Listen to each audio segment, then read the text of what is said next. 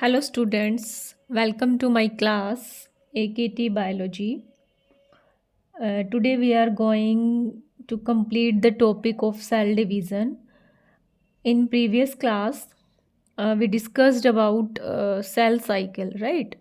तो हमने डिस्कस किया था कि सेल साइकिल को हम टू पार्ट में डिवाइड करेंगे, interphase and M phase.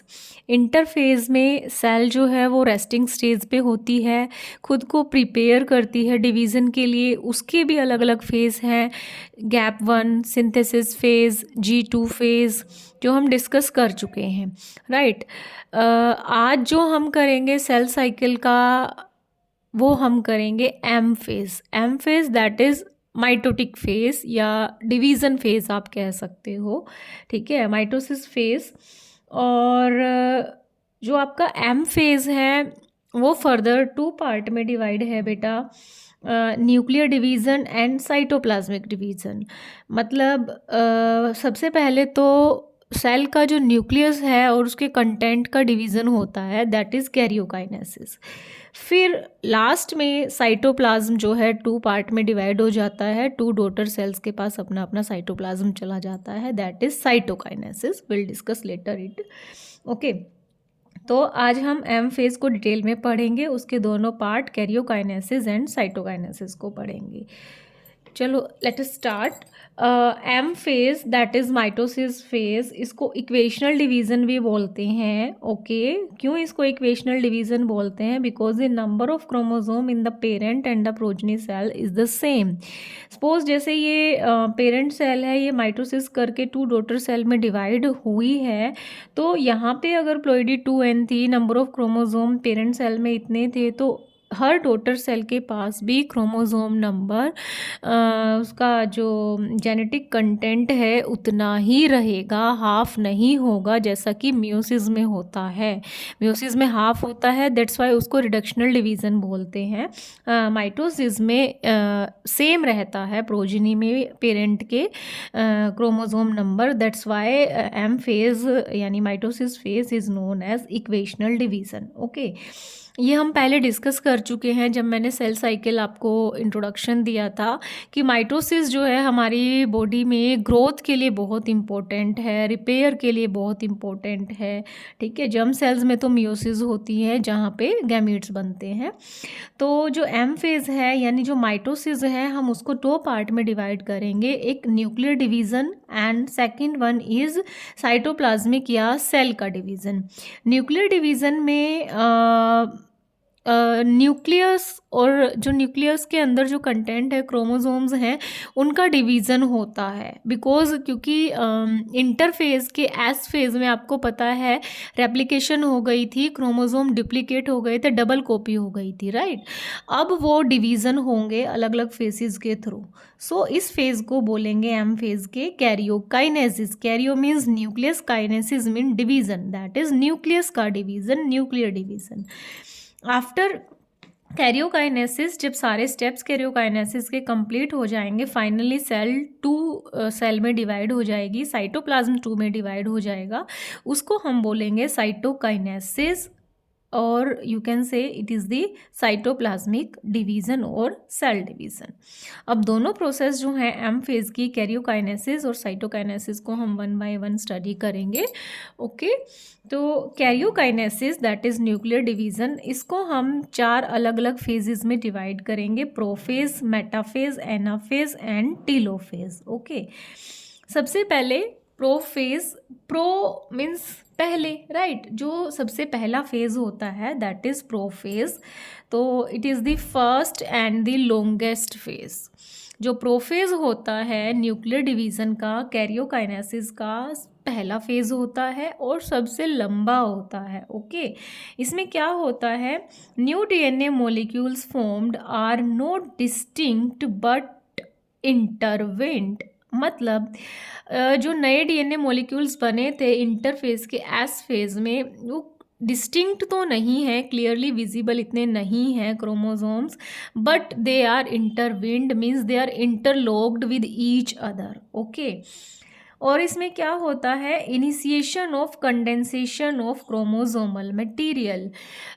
Interphase में जो आपका डीएनए है वो क्रोमैटिन की फॉर्म में, थ्रेड के फॉर्म में पड़ा होता है, लेकिन जब वो एम फेज में एंटर करता है, एम फेज के कैरियोकाइनेसिस के प्रो फेज में वो क्रोमैटिन क्रोमोसोमल मटेरियल कंडेंस होना स्टार्ट हो जाता है, थोड़ा आपको क्लियरली विजिबल दिखाई देना स्टार्ट हो जाएगा। Chromosomes are seen to be composed of two chromatids attached at centromere. You will find कि जो क्रोमोसोम्स हैं वो दो सिस्टर क्रोमैटिड्स जो होते हैं वो एक पॉइंट पे अटैच होते हैं, जिसको बोलते हैं सेंट्रोमियर। इस तरह की आपको स्ट्रक्चर दिखाई देगी। बहुत से बच्चों को सेंट्रोमियर और काइनेटोकोर में कंफ्यूजन हो जाता है। Let me tell you, centromere क्या है, जैसे ये this is one sister chromatid, this is another sister chromatid, okay, this are the sister chromatid of the same chromosome, ठीक है।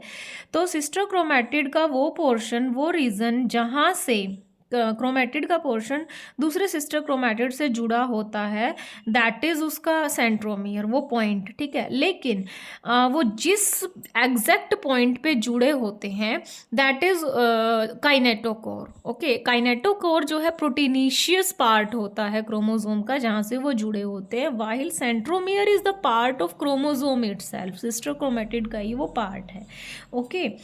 और क्या होता है, initiation of the assembly of mitotic spindle, microtubules, ठीक है। जो स्पिंडल्स होती हैं जिनसे काइनेटोकोर जुड़ा होता है और वो सेंट्रियोल से जुड़ते हैं, वो भी बनना स्टार्ट हो जाती हैं, ट्यूब्यूल्स बनना स्टार्ट हो जाती हैं। And proteinaceous component of cell cytoplasm, और जो प्रोटीन कंपोनेंट सेल के साइटोप्लाज्म में बनने हैं वो भी बनना स्टार्ट हो जाते हैं। जो सेंट्रोजोम्स हैं दे मूव टूवर्ड्स द पोल, ठीक है। सेंट्रोजोम्स जो हैं वो कुछ इस तरह से पोल्स की तरफ हो जाएंगे, थोड़ा सा ये स्टार्ट होगा एक तरह से, अभी पूरा नहीं होगा।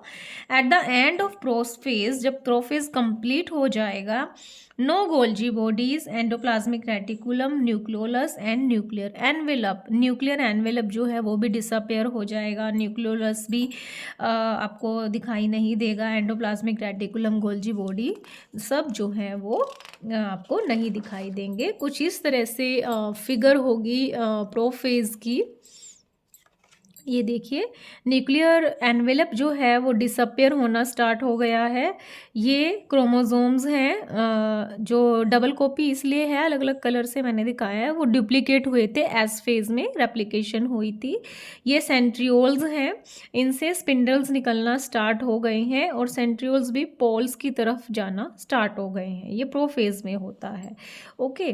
Then next phase is metaphase. Metaphase में स्पिंडल फाइबर्स जो हैं they attach to the kinetochore of the chromosome, ठीक है। ये स्पिंडल फाइबर कंप्लीटली बन गई है और क्रोमोसोम जो है इक्वेटर पे अलाइन हो जाते हैं, बिल्कुल स्ट्रेट लाइन में, ठीक है। तो इसको बोलेंगे मेटाफेज प्लेट। और क्रोमोसोम के जो काइनेटोकोर है, जो प्रोटीनिशियस पार्ट है क्रोमोसोम का, जहाँ पे दो सिस्टर क्रोमैटिड जुड़े होते हैं, दैट इज काइनेटोकोर, उससे स्पिंडल फाइबर जो है वो ऐसे अटैच हो जाती है, एक साइड से सेंट्रियोल से, एक साइड से क्रोमोसोम से। Chromosome are moved to spindle equator, equator पे आ गए हैं, and they get aligned along the metaphase plate, metaphase plate के अलोंग वो ऐसे अलाइन हो गए हैं through spindle fibre to the both poles. Complete disintegration of nuclear envelope. अब जो न्यूक्लियर एनवेलप प्रोफेज में था वो कम्प्लीटली डिसइंटीग्रेट हो गया है, इसीलिए सब कुछ साइटोप्लाज्म में स्केटर्ड है। कंप्लीट कंडेंसेशन ऑफ क्रोमोसोम, मतलब morphology of the chromosome easily studied at this stage. यहाँ पे जो आपको क्रोमोसोम की शेप एंड स्ट्रक्चर दिखाई देगी वो completely clearly visible condensed form होगी, एंड यही वो स्टेज होती है ज़्यादातर जब क्रोमोसोम को स्टडी किया जाता है, बिकॉज यहाँ पे क्लियरली विजिबल होते हैं क्रोमोसोम, ठीक है। तो मेटाफेज पे उनको मेटाफेज प्लेट पे उनको मोस्टली स्टडी किया जाता है किसी भी एक्सपेरिमेंटल पर्पस के लिए। These are the centrioles. Centriole से ये जो छोटे वाली रेज निकल रही है, these are the astral rays. इनका भी एक कंट्रीब्यूशन होता है क्रोमोसोम के सेग्रीगेशन में। These are the spindle fibres जो इक्वेटर की तरफ जा रही हैं क्रोमोसोम के काइनेटोकोर से होते हुए। And this is the metaphase plate, cytoplasm, plasma membrane. Okay, अगर इसमें से क्वेश्चन रेज होता है तो व्हाट इज मेटाफेज प्लेट, और ये कि ज़्यादातर किस फेज पे आप क्रोमोसोम को स्टडी करते हो, किस स्टेज पे आप स्टडी करते हो, that is metaphase. Then anaphase. Ana means separate होना। ओके, इसमें क्या है, centromere split and chromatid separate. ये जो यहाँ पे सेंट्रोमियर पे अटैच थे सिस्टर क्रोमैटिड जो हैं वो सेपरेट हो जाएंगे, उनके सेंट्रोमियर स्प्लिट हो जाएंगे, क्रोमैटिड्स जो हैं आपस में सेपरेट हो गए, and the sister chromatid move to opposite pole. जो ये सेंट्रोमियर वाला एंड है ना, ये वाला पोल्स की तरफ जाएगा, ये वाला सबका सेंट्रोमियर वाला एंड पोल्स की तरफ चला जाएगा। They move opposite to the pole. These are the sister chromatids and they are moving towards the pole. Next is telophase. Telophase में chromosome decondensed at respective poles and lose their individuality. मतलब वो poles की तरफ तो जा ही रहे थे ना फेज में, टीलोफेज में जाके वो डीकंडेंस हो जाएंगे, मतलब अपनी जो उन्होंने शेप ली थी क्रोमोसोम की वो अब ख़त्म हो जाएगी, वापस क्रोमेटिन में कन्वर्ट हो जाएंगे। They decondense, they lose their individuality. धीरे धीरे न्यूक्लियर मेम्ब्रेन भी आना स्टार्ट हो जाएगी जेनेटिक मटेरियल के चारों ओर। Nucleolus, Golgi complex, endoplasmic reticulum जो प्रोफेज में डिसअपेयर हो गए थे वो अब दोबारा बन जाएंगे। Cleavage appear in the cytoplasm, ये न्यूक्लियर मेम्ब्रेन है। एंड ये जो प्लाज्मा मेम्ब्रेन है यहाँ इसमें थोड़ी सी क्लीवेज फरो बनना स्टार्ट हो जाएगी क्योंकि बाद में इसकी साइटोकाइनेसिस होनी है। ओके, तो दिस इज़ अबाउट कैरियोकाइनेसिस, जिसमें हमने पढ़ा कि प्रोफेज जिसमें न्यूक्लियर मेम्ब्रेन डिसअपेयर होना स्टार्ट हो जाती है, स्पिंडल फाइबर बनना स्टार्ट हो जाते हैं, ठीक है, क्रोमोसोम कंडेंस हो जाते हैं। मेटाफेज में प्रॉपर जो है स्पिंडल फाइबर बन जाती है, मेटाफेज प्लेट बनती है, इक्वेटर पे सारे क्रोमोसोम अरेंज हो जाते हैं, सेंट्रोमियर्स से होते हुए स्पिंडल फाइबर इस तरह से अटैच होती है। मोस्टली इसी स्टेज पे इनको स्टडी किया जाता है। देन एनाफेज पे they start separated towards the pole, sister chromatid. Telophase में वापस जो है वो जो टीलोफेज में क्रोमोसोम्स जो हैं वो डीकंडेंस्ड हो जाएंगे, वापस उसी फॉर्म में आ जाएंगे, और प्लाज्मा मेम्ब्रेन में क्लीवेज फरो बन जाएगी क्योंकि बाद में इसको साइटोकाइनेसिस करके 2 डॉटर सेल्स में डिवाइड होना है। Okay, that's all about karyokinesis. Now cytokinesis. What is cytokinesis? Cytokinesis itself divided into 2 daughter cells. ठीक है, cells इसमें क्या होता है, cells itself 2 daughter cells में divide हो जाती है, and after the cytokinesis फिर हम कहेंगे cell division is complete, because अभी तो अगर मान लो यहाँ पे this is the case, अगर मान लो cell divide नहीं होती है 2 daughter cells में, ठीक है, तो जो उसका न्यूक्लियर कंटेंट है, जेनेटिक मटेरियल है जो, वो डबल हो जाएगा in the single cell, and cells will be binucleate in future, और जनरली ये केस होता है प्लांट सेल्स में, एंड मतलब whole set of the genome get duplicated, right.